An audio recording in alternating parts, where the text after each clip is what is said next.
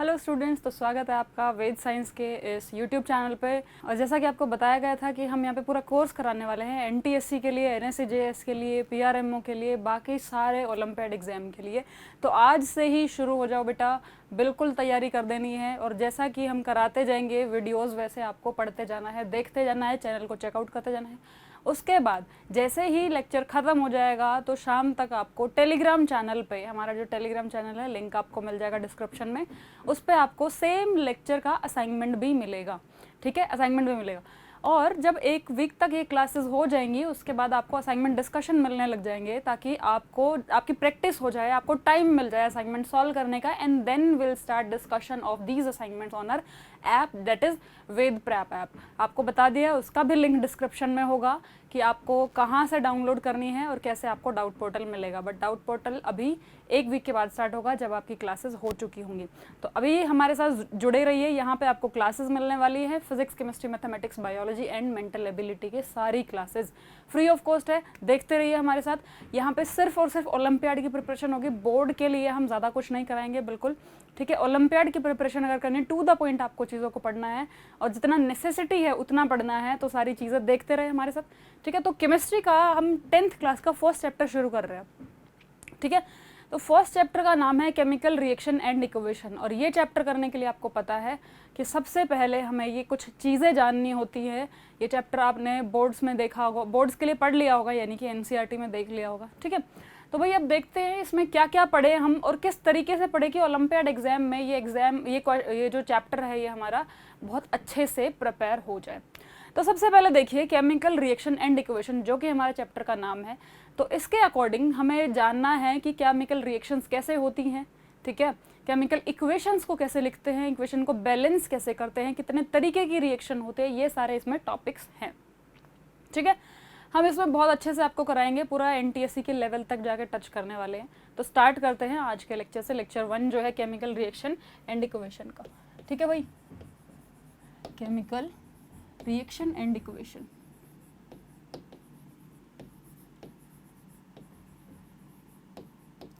तो अब chemical reaction and equation में हमें सबसे पहले पता होना चाहिए कि कोई केमिकल रिएक्शन होती क्यों है, केमिकल रिएक्शन क्या है और वो क्यों होती, कैसे कैसे हाउ डज दिस अकर्स।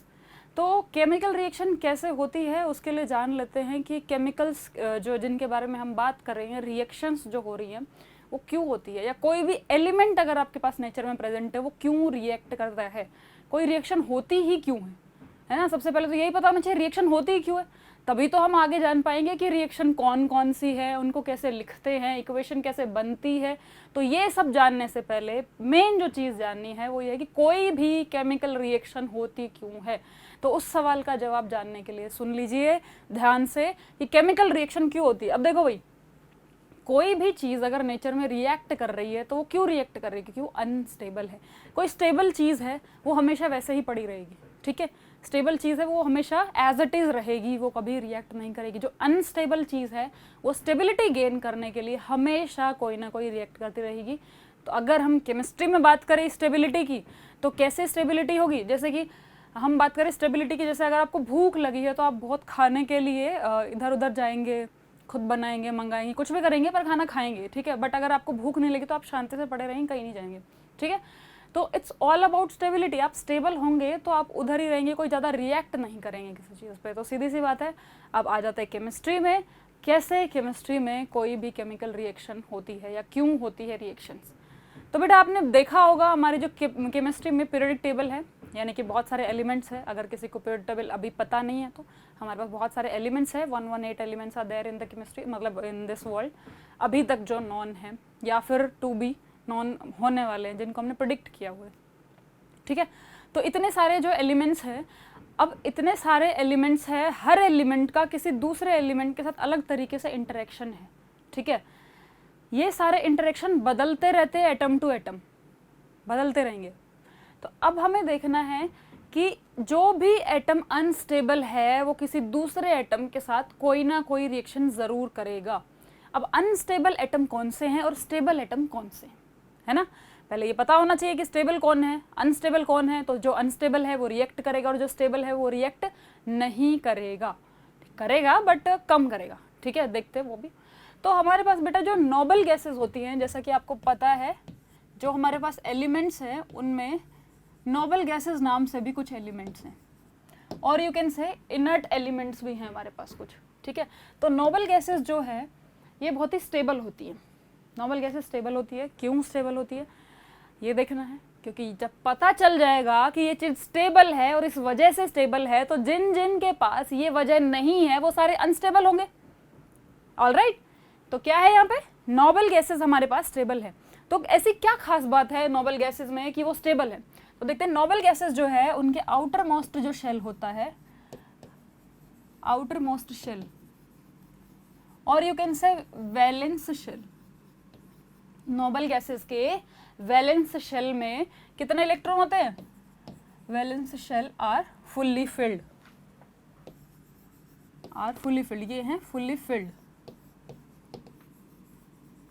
जैसे हम इलेक्ट्रॉनिक कॉन्फ़िगरेशन की बात करते हैं, तो नोबल गैस जो होती है उनके आउटर मोस्ट शेल में सारे जो इलेक्ट्रॉन्स है वो फुल्ली फिल्ड है, ठीक है।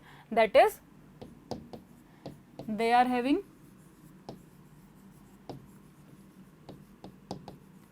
8 electrons in their valence shell।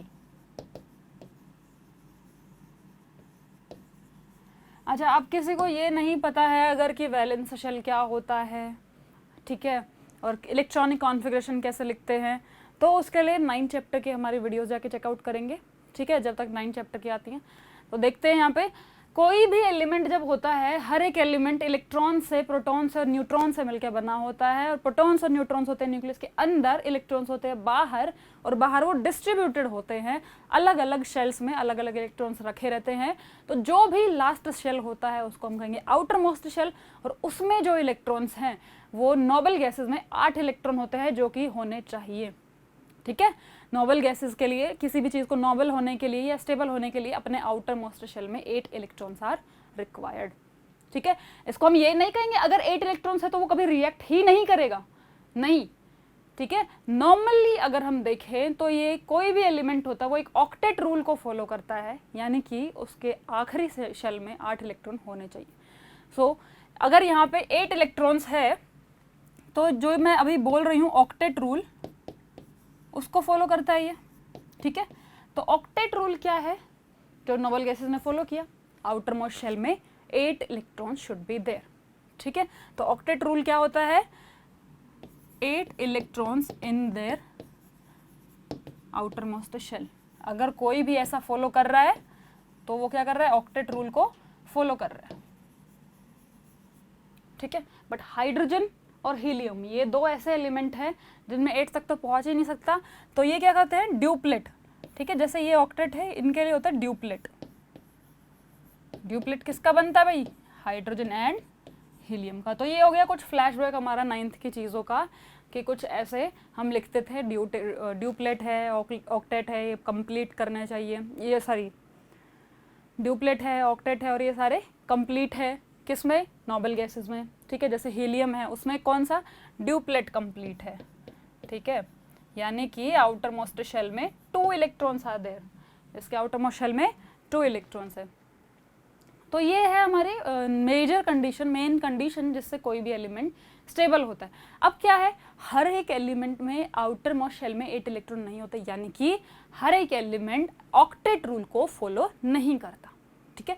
तो जो फॉलो नहीं करता मतलब उसके आउटर मोस्ट शेल में 8 इलेक्ट्रॉन नहीं है और वो स्टेबल नहीं है। स्टेबिलिटी की कंडीशन अभी के लिए हम क्या देख रहे हैं कि ऑक्टेट पूरा होगा तो स्टेबल होगा, आगे पढ़ेंगे उसमें और भी चेंजेस हैं, ठीक है। अभी के लिए हमारे पास कोई भी चीज़ की स्टेबिलिटी होने के लिए नोबल गैस की तरह उसको फॉलो करना चाहिए, बिहेव करना चाहिए, ठीक है। अब देखते हैं कुछ एलिमेंट्स जो हैं उनमें ऑक्टेट रूल कंप्लीट नहीं होता, कुछ क्या बहुत सारे हैं, ठीक है, जिनका ऑक्टेट फिल्ड नहीं है, तो वो क्या करते हैं? They tend to react. जिनका ऑक्टेट फिल नहीं है, जो अनस्टेबल है, वो रिएक्ट करना शुरू करते हैं, ठीक है। तो ऐसे एलिमेंट्स रिएक्ट करके अलग अलग तरीकों से जुड़ते हैं, उनको कहते हैं बॉन्ड्स, ठीक है। तो अब देखते हैं जो अनस्टेबल एलिमेंट्स होते हैं, अनस्टेबल एलिमेंट्स जो भी होंगे, कौन से होंगे ये? अभी हमने स्टेबल का बताया, स्टेबल कौन था? Noble gases. अनस्टेबल कौन हो जाएंगे? Incomplete octet. अब उसके कुछ एग्जाम्पल्स देख लेते हैं, हमारे पास इनकम्प्लीट ऑक्टेट वाले कौन कौन से स्पीशीज है। ठीक है, जैसे कि लेट्स से हमने सोडियम लिया एक, इसका जब इलेक्ट्रॉनिक कॉन्फ़िगरेशन लिखते हैं तो एटॉमिक नंबर सोडियम का है 11, तो इलेक्ट्रॉनिक कॉन्फ़िगरेशन अगर लिखेंगे तो 281 हो जाएगा इसका। तो क्या इसके आउटर मोस्ट शेल में 8 इलेक्ट्रॉन है? आप देख सकते हैं क्या यहाँ पे 8 इलेक्ट्रॉन है? नहीं, आउटर मोस्ट शेल में ओनली 1 इलेक्ट्रॉन इज देयर। इसके अलावा जैसे क्लोरीन देख लेते हैं, तो क्लोरीन का एटॉमिक नंबर है 17 और इसका इलेक्ट्रॉनिक कॉन्फ़िगरेशन हो जाएगा 28N7। तो अगेन इसका भी आउटर मोस्ट शेल जो है उसमें 8 से कम इलेक्ट्रॉन्स हैं। तो ऐसे जो भी एलिमेंट्स होते हैं जिनमें आउटर मोस्ट शेल में 8 इलेक्ट्रॉन से कम होते हैं वो होते हैं अनस्टेबल। अब ये जो अनस्टेबल स्पीशी है ये जुगाड़ करना शुरू करते हैं, ये कुछ ऐसा जुगाड़ करते हैं कि कैसे भी करके इनके 8 इलेक्ट्रॉन पूरे हो जाए। ठीक है, तो कुछ ऐसा करेंगे कि 8 इलेक्ट्रॉन पूरे होने चाहिए। तो अब उसके लिए जो जो चीज़ें हैं वो हम पढ़ने वाले हैं कि कैसे ये अनस्टेबल स्पीशी अपने आप को स्टेबल करती है। ठीक है भाई, तो हमने देखा यहाँ पे। अब देखते हैं क्या होते हैं, कैसे क्लासीफाई करते हैं उनको, कैसे अब ये अपने आप को स्टेबल करेंगे। ठीक है, तो जो भी एलिमेंट्स हमारे पास प्रेजेंट हैं उनको देखते हैं। अगर किसी के आउटर मोस्ट शेल में, आउटर मोस्ट शेल जो है हैविंग लेस देन 4 इलेक्ट्रॉन्स, अब क्या है 8 होने चाहिए। ठीक है, बट अगर किसी में आधे से भी कम है, लेस देन 4 इलेक्ट्रॉन्स। ठीक है, सेकंड कंडीशन क्या है? Outer most shell having more than 4 electrons. And third condition है इट इज हैविंग, इसमें क्या है थर्ड कंडीशन कि सिर्फ 4 ही इलेक्ट्रॉन्स हो, यानी कि 4 से कम एक कंडीशन है, 4 से ज्यादा एक कंडीशन है और 4 भी एक कंडीशन है। ठीक है, तो इसमें क्या है outer most shell having 4 electrons in its outer most shell, 4 electron. 3 condition हो गई, less than 4, more than 4 and 4। तो 3 तरीके से हमने इसको देखा। अब इन तीनों को देखते हैं कौन कौन से ये होते हैं। तो लेस देन 4 इलेक्ट्रॉन्स जो है वो होते हैं भाई हमारे नॉन मेटल्स, सॉरी जो हमारे पास लेस देन होते हैं वो होते हैं मेटल्स। मोर देन 4 इलेक्ट्रॉन्स अगर हमारे पास है वो है नॉन मेटल्स। और ये जो है हमारे 4 इलेक्ट्रॉन्स ये एक्चुअली नॉन मेटल्स भी है, मेटलॉइड्स भी है।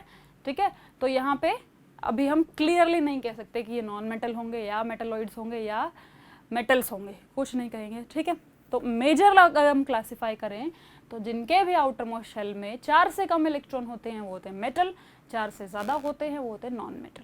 ठीक है, तो अब हमने देखा अनस्टेबल स्पीशी की बात कर रहे हैं, और अनस्टेबल मतलब 8 इलेक्ट्रॉन से कम, और उसकी 3 कंडीशन है कि 3 तरीके से हो सकते हैं। और मेटल, नॉन मेटल और मेटलॉइड हमारे पास 3 टाइप ऑफ एलिमेंट्स होते हैं जो कि हमने 9th क्लास में पढ़ा था। अब देखते हैं कि ये जो अनस्टेबल स्पीशी है अब ये रिएक्ट कैसे करेंगे। तो अभी मूव करते हैं। अगर कोई मेटल है हमारे पास, मेटल की कंडीशन हम बता चुके हैं, major classification metal, non metal, आपको पता भी होगा, ये सारे क्लासिफिकेशन 9th क्लास में ही करा दिए जाते हैं। अगर मेटल है हमारे पास तो मेटल और मेटल के बीच में जब बॉन्ड बनता है, जब एक मेटल मेटल के साथ ही बॉन्ड बनाता है, ठीक है, तो मेटल मेटल अगर रिएक्ट करते हैं, यानी कि 2 अनस्टेबल स्पीशी है वो आपस में है ना मिलके अब सब स्टेबलाइज होने की कोशिश कर रहे हैं। तब देखते हैं कौन कौन किस किस से इंटरेक्ट करता है, स्टेबल होने के लिए किस किस को अप्रोच करता है। ठीक है, तो अगर मेटल मेटल को ही अप्रोच करे स्टेबल होने के लिए तो उसको हम बोलेंगे मेटालिक बॉन्ड। तो उनके बीच का जो बॉन्ड होगा बेटा उसको कहेंगे मेटालिक बॉन्ड। ठीक है, और अगर नॉन मेटल, ठीक है, नॉन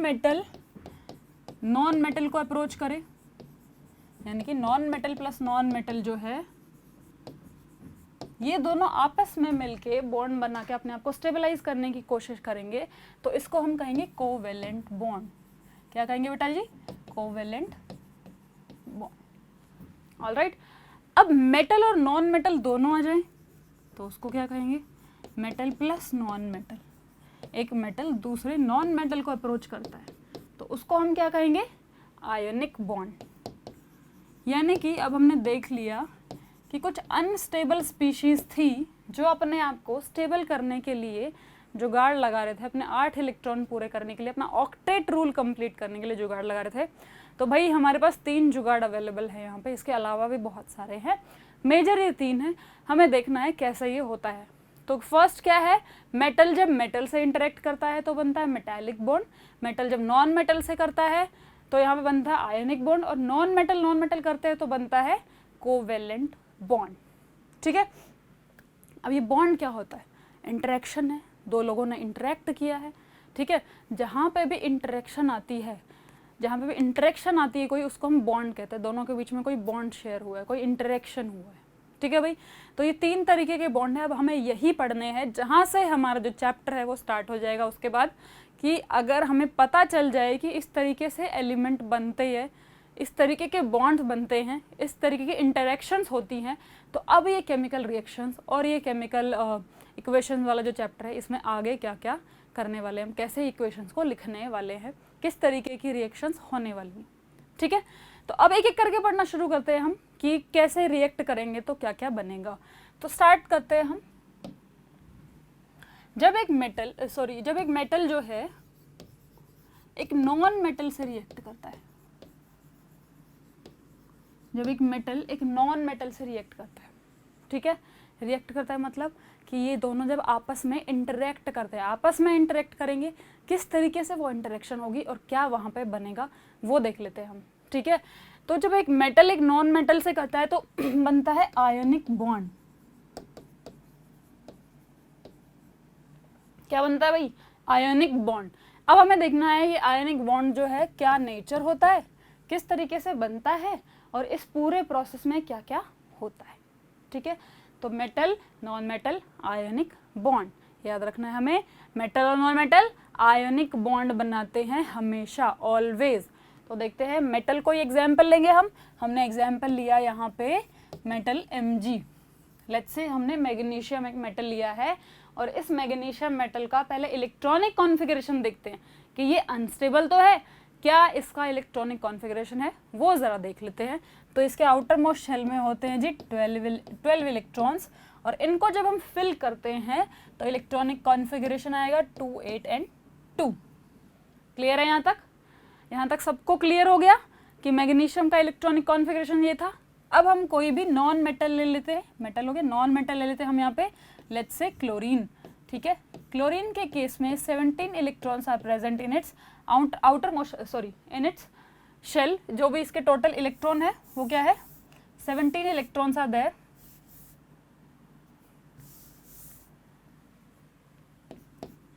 क्लोरीन के केस में 17 इलेक्ट्रॉन्स आर देयर।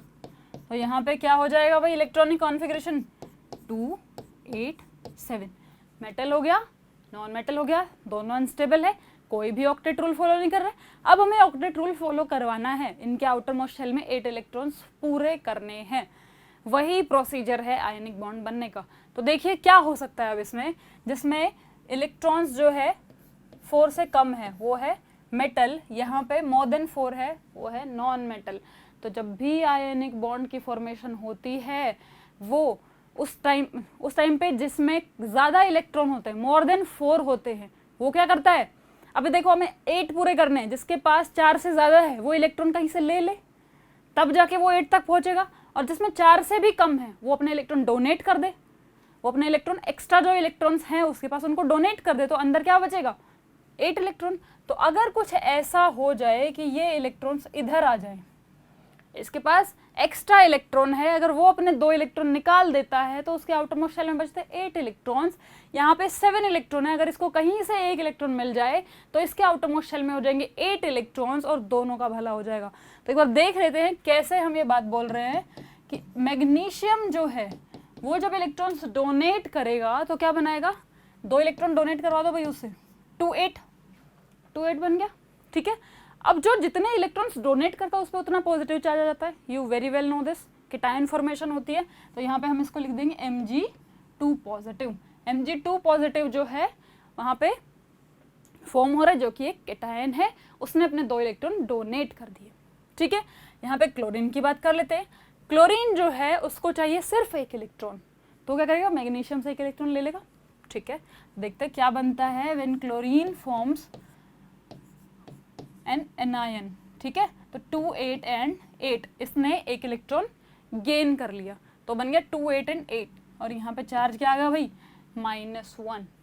ठीक है, मैग्नीशियम ने अपने इलेक्ट्रॉन दे दिए, क्लोरीन ने इलेक्ट्रॉन ले लिया। अब एक इलेक्ट्रॉन तो अभी बचा ना, क्योंकि क्लोरीन क्या है, एक ही इलेक्ट्रॉन लेता है और मैग्नीशियम 2 इलेक्ट्रॉन डोनेट कर दे, तो हम एक और क्लोरीन ले आएंगे और उसको बोलेंगे भाई एक तुम भी रख लो। ठीक है, तो उसका भी भला हो गया, 2 8 8। तो हमारे पास जो इंटरेक्शन हुई वो किस में हुई, मैग्नीशियम जब यहाँ पे था उसने 2 क्लोरीन्स को बुलाया और दोनों को एक एक इलेक्ट्रॉन उठा के दे दिया, दोनों स्टेबल, ये भी स्टेबल, ये दोनों भी स्टेबल। ठीक है, ये क्या है, Mg पे 2+ चार्ज है, क्लोरीन पे सिंगल नेगेटिव, चार्ज दोनों की तरफ इक्वल हो गया, मतलब total positive charge is equal to total negative charge, charges equal हो गए। तो यहाँ पे जो स्पीशी बनी वो क्या बन गई, MgCl2। तो इस तरीके से आयनिक बॉन्ड की फॉर्मेशन से 2 अनस्टेबल स्पीशी स्टेबल हो गई है और एक नया कंपाउंड बन गया है। ऐसे ही तो केमिकल रिएक्शन होती है बेटा, ये तो केमिकल रिएक्शन थी, ये क्या थी, Mg + Cl2 gives MgCl2। This is a chemical reaction. क्यों हुई ये केमिकल रिएक्शन, क्योंकि दोनों का लालच है, दोनों को स्टेबल होना है। Na + Cl2 gives NaCl, same type of reaction is this, इसी तरीके से रिएक्शन हो रही है। ठीक है, कोई और देख लेते हैं ऐसे एग्जाम्पल जिसमें इलेक्ट्रॉन के लेने देने से, इलेक्ट्रॉन के एक्सचेंज से सारी रिएक्शन हो रही है। जैसे कि अगर हम देखते हैं Mg था और वो ऑक्सीजन के साथ बॉन्ड बना था, तो Mg का इलेक्ट्रॉनिक कॉन्फ़िगरेशन 282, ऑक्सीजन का इलेक्ट्रॉनिक कॉन्फ़िगरेशन 286। ठीक है, सॉरी 26, इस तरीके से।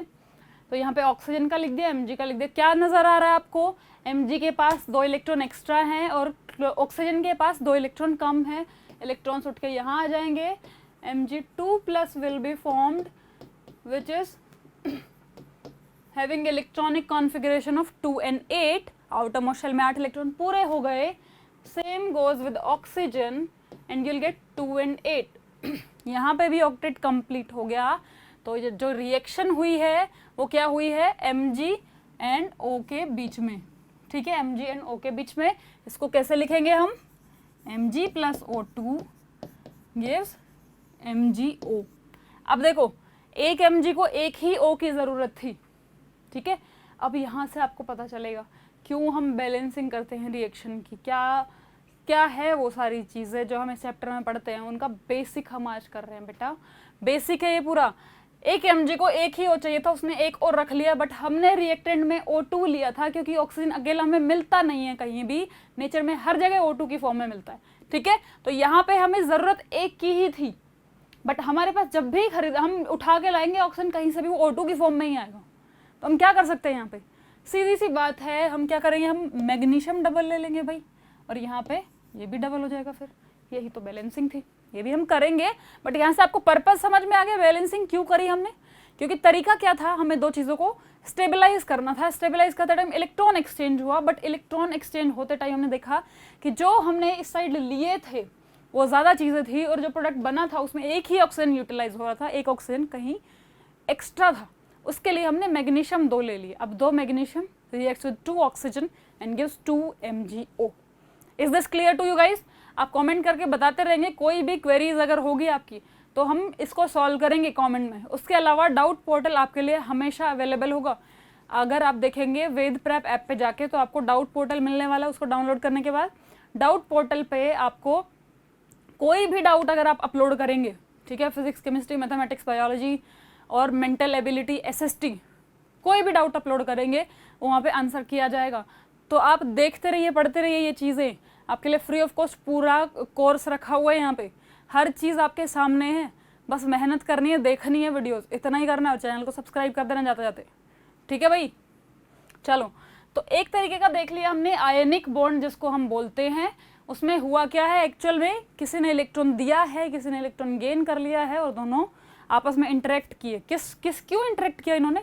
एक को देना था, एक को गेन करना था। दोनों का मतलब था भाई, मतलब ही दुनिया वैसे भी अब इनके बीच में जो अट्रैक्शन, जो फोर्स है, जो इनको रोके हुए है साथ में, वो क्या है? कैटायन और एनायन के बीच का फोर्स ऑफ अट्रैक्शन। आपको पता है कैटायन हमेशा एनायन को अट्रैक्ट करते हैं, ऑपोजिट्स अट्रैक्ट ईच अदर, ठीक है। तो यहाँ पे क्या है? कैटायन था Mg2+, एनायन था O2-। Cation and anion both are present together, क्या करेंगे? अट्रैक्ट करेंगे। तो आयनिक कंपाउंड जो भी है उनके बीच के फोर्सेस ऑफ अट्रैक्शन कौन से होते हैं? Electrostatic force of attraction. क्योंकि यहाँ पे जो बॉन्ड बना है एक्चुअल में उन्होंने ऐसे हाथ नहीं मिला के खड़े हुए, ऐसे पकड़ के नहीं खड़े हुए, बस इंटरेक्ट कर रहे हैं। किस तरीके से? चार्जेस। उसको इलेक्ट्रॉन नहीं चाहिए थे, उसने अपने डोनेट कर दिए, सामने कोई लेने वाला था, उसने ले लिया। अब उन दोनों के बीच में क्या रिश्ता रह गया? एक रिश्ता रह गया जिसको हम इलेक्ट्रोस्टैटिक फोर्स ऑफ अट्रैक्शन कहते हैं, ठीक है। तो यहाँ पे फोर्स ऑफ अट्रैक्शन कौन से हैं? They are attracted by electrostatic force of attraction, electrostatic force of attraction.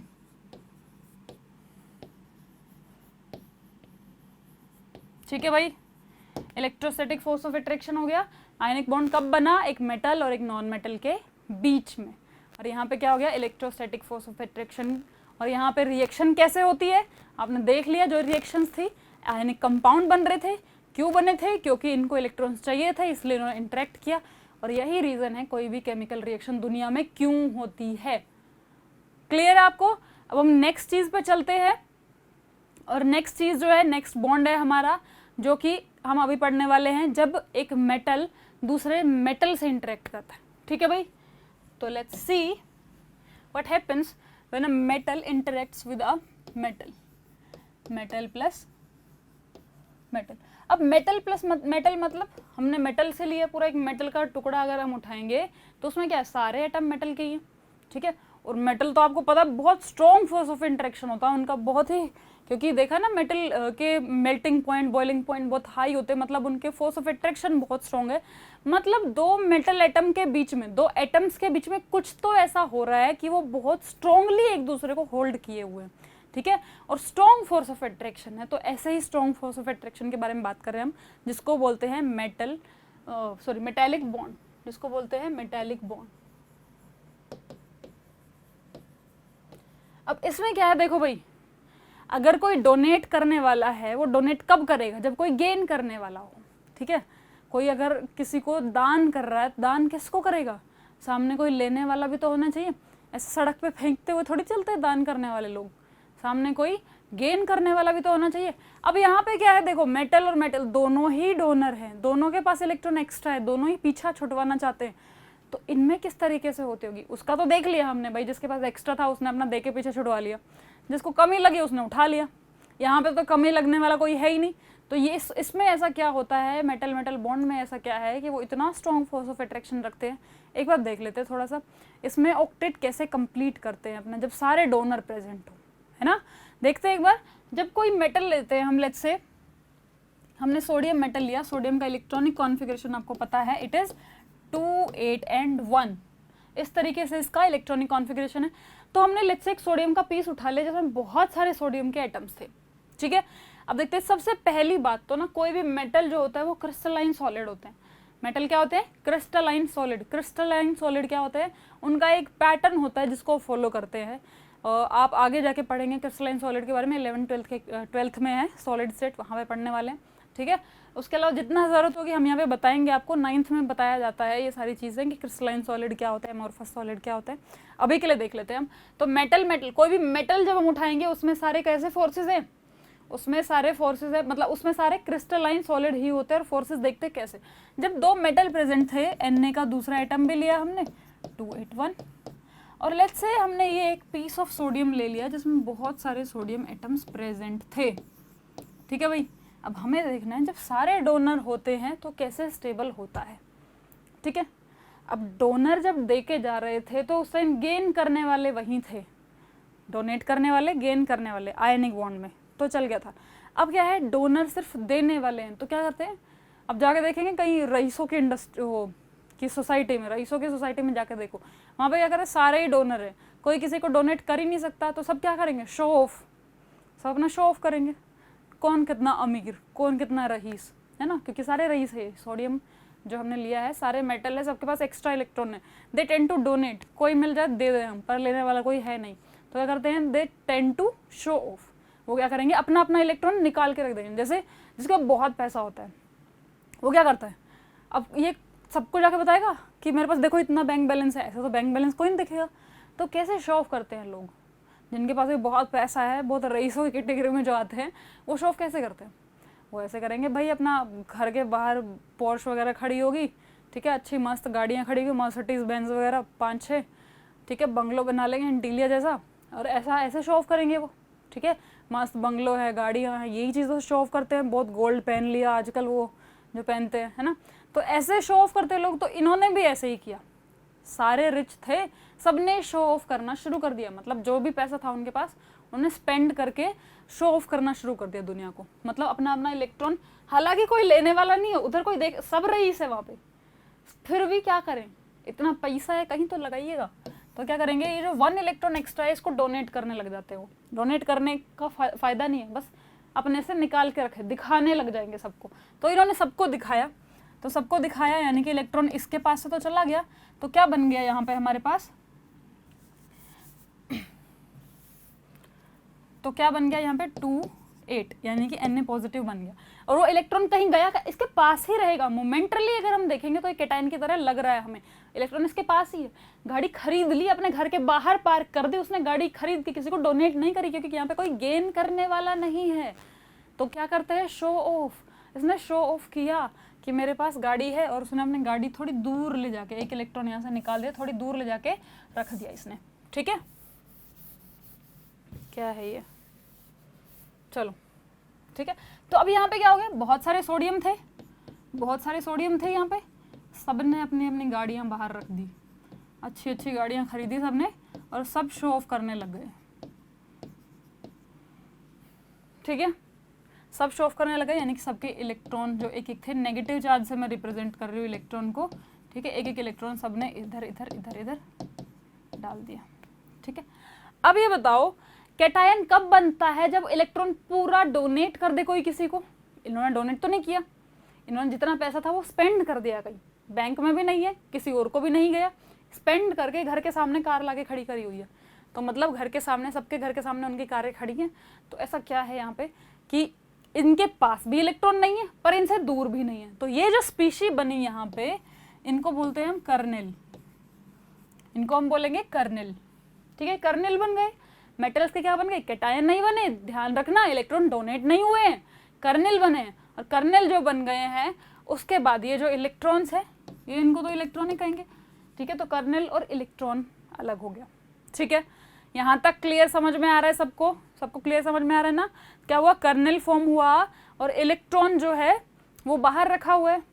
अब ये जो कर्नेल और इलेक्ट्रॉन्स के बीच में फोर्स ऑफ अट्रैक्शन है, ये अगेन एक इलेक्ट्रोस्टैटिक फोर्स ऑफ अट्रैक्शन है, क्योंकि वहां पे इलेक्ट्रॉन पे नेगेटिव चार्ज होता है, कर्नेल पे पॉजिटिव। मतलब कितना स्ट्रॉन्ग फोर्स होगा कि जिसने कार खड़ी कर ली वो ये थोड़ी है कि ये देखो मेरे पास पैसा है, ये मेरी गाड़ी है, ये घर के बाहर खड़ी है, ऐसा थोड़ी होगा।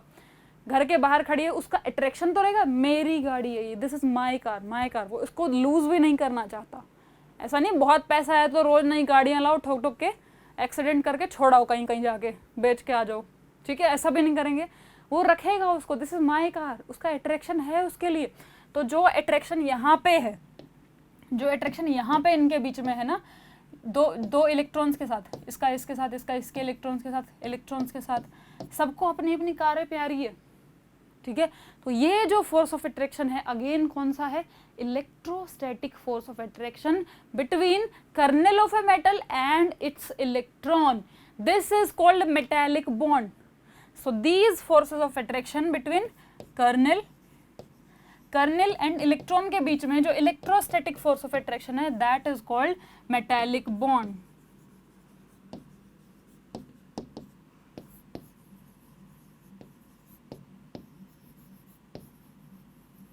ठीक है भाई, इसको हम कहेंगे मेटालिक बॉन्ड।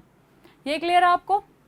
तो हमने पढ़ा आयनिक बॉन्ड, मेटल और नॉन मेटल के बीच का बॉन्ड, कोवेलेंट बॉन्ड, सॉरी हमने पढ़ा मेटालिक बॉन्ड, मेटल और मेटल के बीच का बॉन्ड। और अभी हम थर्ड करने वाले हैं।